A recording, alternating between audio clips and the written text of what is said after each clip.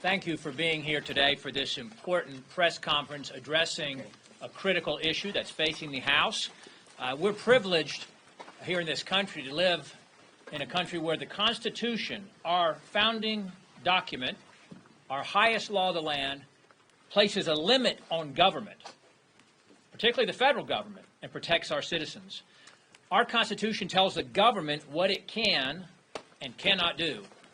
Our Bill of Rights, those first 10 amendments, were put in place to further protect the citizens of the United States, to protect the rights that are given to us by God, but thankfully enshrined to us in our Constitution. But every day in America, you'll often hear someone joke about the government spying on us. But sadly, that is true. That's true in our country today. Current law allows the U.S. government to collect data on you. It's Section 702 of the Foreign Intelligence Surveillance Act, or FISA. But House Republicans, under the leadership of Speaker Johnson, are on the verge of reauthorizing FISA.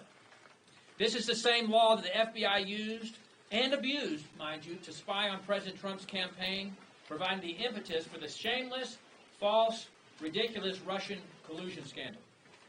To prevent such a tragedy from happening to other Americans, conservatives have worked in good faith throughout the reauthorization process to protect Americans' Fourth Amendment rights from deep state agencies like the FBI and the NSA.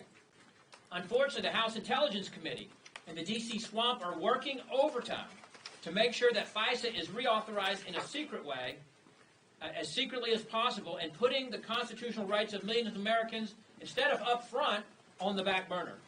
During this debate today with my colleagues who are assembled here, you're going to hear, or not during this from my colleagues, but during the larger debate, you'll hear false narratives about this bill, supposedly restricting law enforcement from doing their job and hampering our ability to keep the country safe.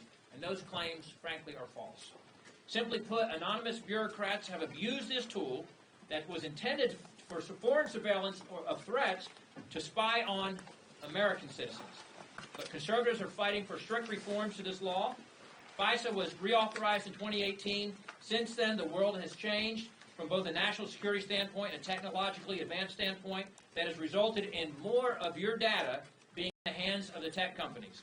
We need to find that balance between keeping the nation safe while protecting you from big government. And prominently has to be the rights of U.S. citizens, the free constitutional freedoms that are protected to us by this country. The judiciary bill was overwhelmingly approved on a bipartisan basis. It turns out Democrats don't want to be spied on by their government either.